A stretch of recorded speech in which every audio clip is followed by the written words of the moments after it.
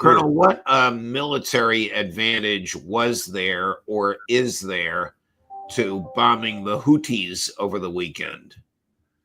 It's difficult to calculate that. This has been a pretty unrewarding activity. And you would think after all the years of having bombed these people in Yemen, someone would have concluded that unless you go in on the ground, you're probably not going to disrupt them. And what we've seen is after every series of strikes over many, many years, you recall we were also bombing them on behalf of Saudi Arabia at one point. After the strikes are over, they resurface and launch missiles. And their entire focus is, of course, to punish U.S. and Israeli shipping that has connection to the war in the Middle East. I mean, it's very straightforward. They've said, until you stop killing Palestinians, we're going to continue to shoot at you. Are they actually interfering with American ships, not naval ships, but commercial transportation? Well, if they can identify the ship as flagged American, yes, they've taken shots at it. I think the most important thing to realize is if you're Lloyd's of London and you're in the business of insuring ships, you don't want people moving through the Red Sea or the Suez Canal at this point. I saw a 3-star, I'm not even sure which branch, speaking alongside the new spokesperson, Sean Parnell, for the Pentagon, saying the Houthis fired back. They missed us by 100 miles. Was that hyperbolic, or could they have been that far off? I have no idea, and I wouldn't wait for an accurate statement to come out of the Pentagon. The Pentagon is certainly not going to announce accuracy and precision or effectiveness for the Houthi operation or for the people in Yemen. I wouldn't worry about it at this point. I know that they came within very close range of destroying some Israeli airfield. The Israelis managed to down the missile. So that gives you an impression of the kind of accuracy that they're capable of achieving. So they're a long way from Israel down in the south of Saudi Arabia.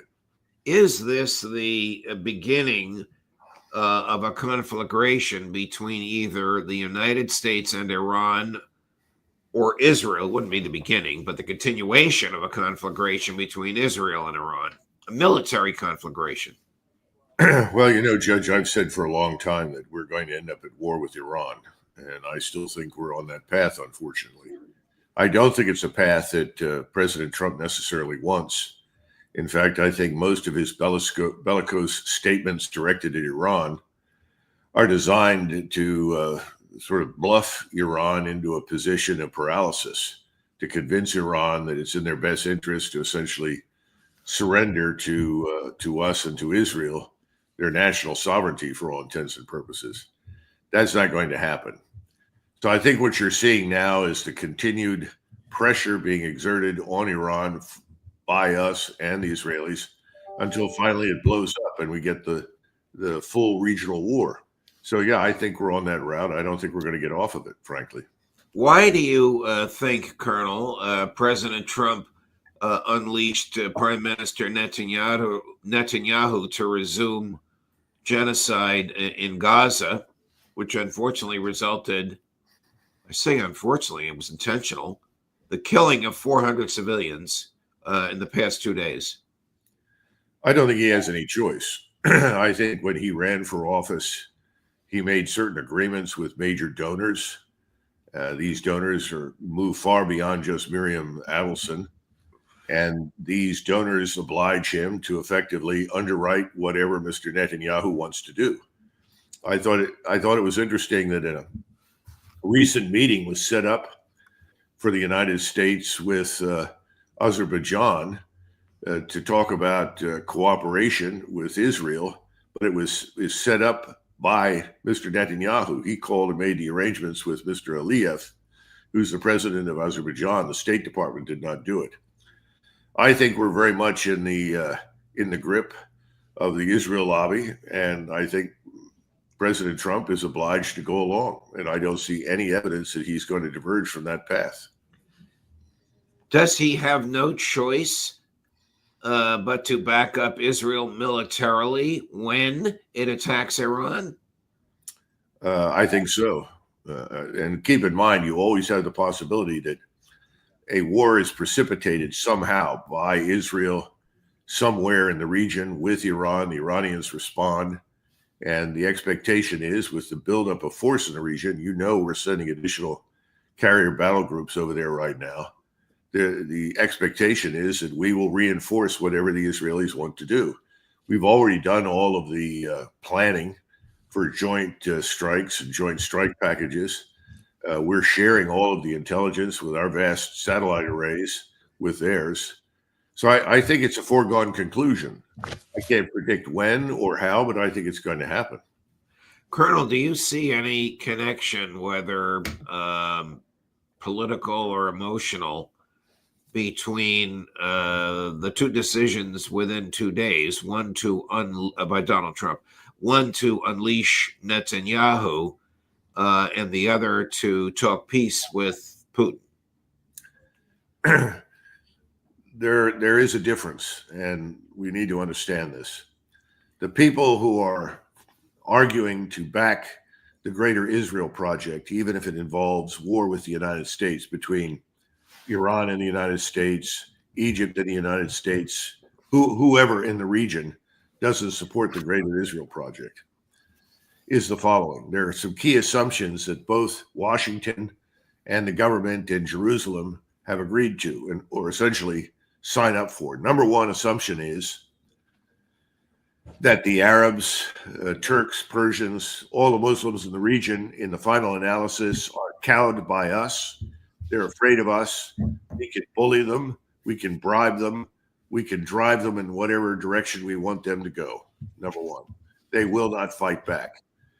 Number two, that as long as the United States Armed Forces are in the area and back Israel, that the United States Armed Forces, together with Israel, are invincible and invulnerable in the Middle East. And I think the third is that ultimately the rest of the world will indulge us, that everyone else will go along with it because they have no choice. Those three assumptions have not been invalidated. Thus far, if you stand back from the region and you look at it from Mr. Netanyahu's standpoint, and I think Mr. Trump shares this view, the people in the region have not fought back.